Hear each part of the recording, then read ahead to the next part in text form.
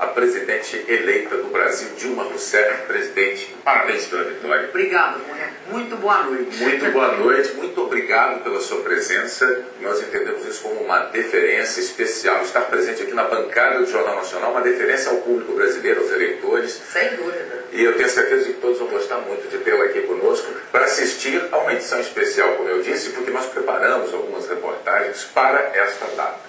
Mas a primeira delas, a gente foi roubado fantástico. Por quê? Porque ontem, no calor da sua vitória, talvez a senhora não tenha tido a oportunidade de assistir uma reportagem especial que o Marcos Lozecan fez na Bulgária. Na Bulgária? Vamos ver? Vamos ver. No Museu de Gabrovo, nós encontramos uma foto do que foi a casa da família Rousseff, no sobrado de 3 andares. Peter deixou para trás a ex-mulher, na época grávida de 7 meses. Quem guarda as fotos com carinho é a prima de Dilma, Tsanka Kamenova. Ele sonhava em levar para o Brasil o filho que deixou na barriga da mãe, diz Tsanka. O nome desse irmão de Dilma Rousseff por parte de pai era Luben. Nós localizamos o prédio onde Luben morava, no centro de Sófia. Ele morreu em 2007. Era para cá que Dilma Rousseff mandava cartas. O irmão Luben lia e respondia com a ajuda do tradutor Roman Stoyanov. Ele conta que num dos envelopes enviados por Dilma um ano antes da morte de Luben havia um maço de dinheiro. Ela fez um gesto muito bonito de irmã para irmão.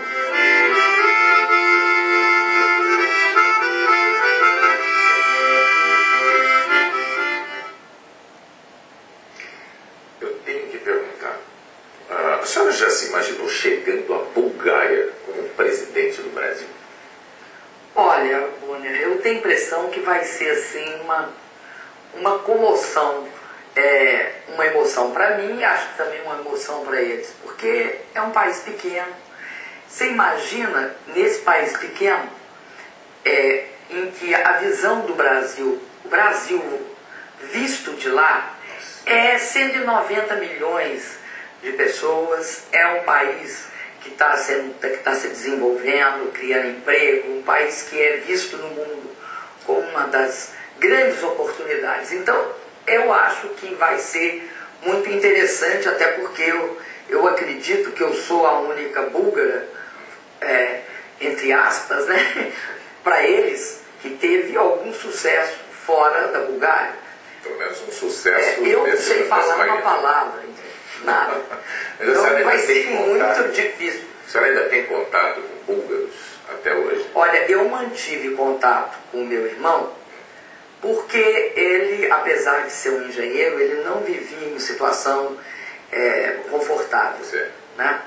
Eles não têm uma estrutura de aposentadoria como a nossa. Então eu sempre mantive... eu remetia recursos para ele e tal. Mantive contatos sistemáticos com ele. Depois que ele morreu, a mulher dele, aí também ela morreu. Então eu perdi contato agora com eles, porque eu não tive nunca contato com essa minha prima.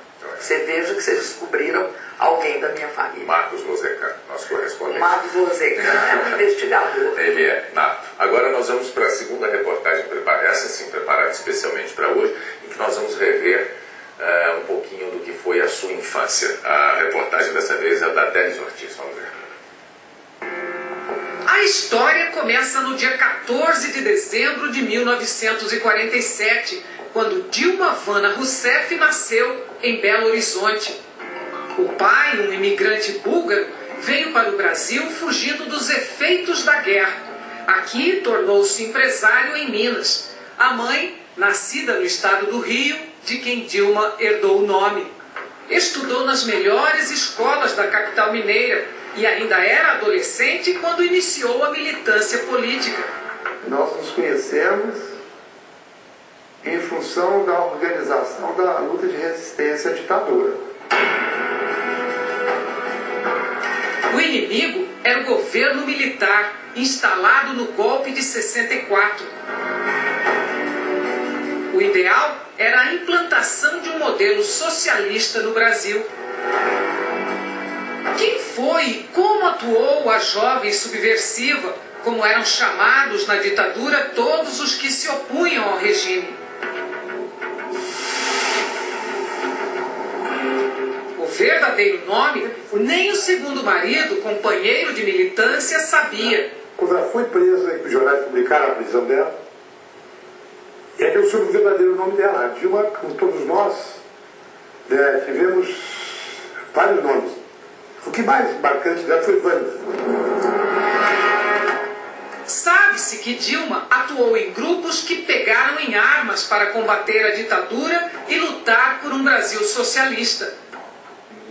Gilberto Vasconcelos, companheiro de militância de Dilma Rousseff, conta que Dilma tinha apenas tarefas de organização nos grupos. Ela nunca, absolutamente, teve nenhum momento em que ela tenha praticado uma ação violenta. Nenhuma, absolutamente nenhuma.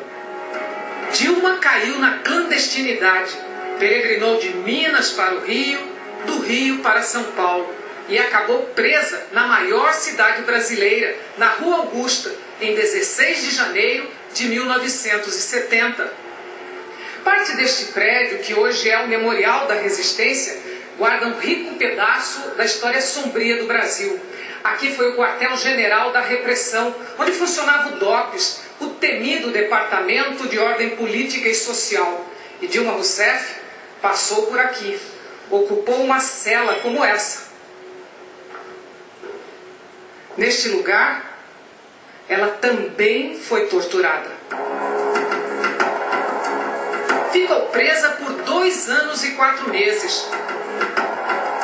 Uma das raras vezes em que Dilma falou publicamente da história foi como ministra no Senado, em resposta a um político da oposição. Eu fui barbaramente torturada, senador. E qualquer pessoa que ousar dizer a verdade para interrogadores compromete a vida dos seus iguais e entrega pessoas para serem mortas. Ao deixar a cadeia, Dilma foi reconstruir a vida no Rio Grande do Sul. Foi onde se formou em economia, onde teve a única filha, Paula, e onde deu início à carreira na administração pública. Bom, presidente, eu vi uma declaração do seu ex-marido a respeito daqueles tempos de combate à ditadura militar. Ele disse que jamais passou pela cabeça de vocês que um dia a senhora ou ele, ou enfim, quem quer que fosse, pudesse chegar a uma presidência da República. Como é que é hoje rever essas cenas, rever essas situações todas? Eu acho que tudo começa, olha, é uma situação que eu te diria assim, ó, naquela época a gente jamais acreditou também que o Brasil viria a se transformar numa grande democracia.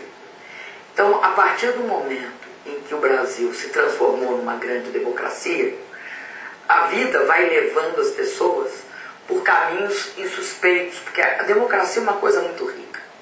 Naquela época que havia o fechamento, a juventude não tinha muita opção. Você não podia se manifestar, uma peça de teatro, por exemplo, Roda Viva, era considerada subversiva. Uma música como Apesar de Você, do Chico Buarque, era tida como absurda. Então, os caminhos eram fechados. A ditadura no Brasil abriu os caminhos. Então, eu acho que a minha geração deve esse momento em que eu, uma pessoa que foi presa, teve presa no Brasil, deve esse momento à democracia. E mais do que isso, deve esse momento ao fato do Brasil ter sido capaz de iniciar um processo de transformação dentro da maior legalidade.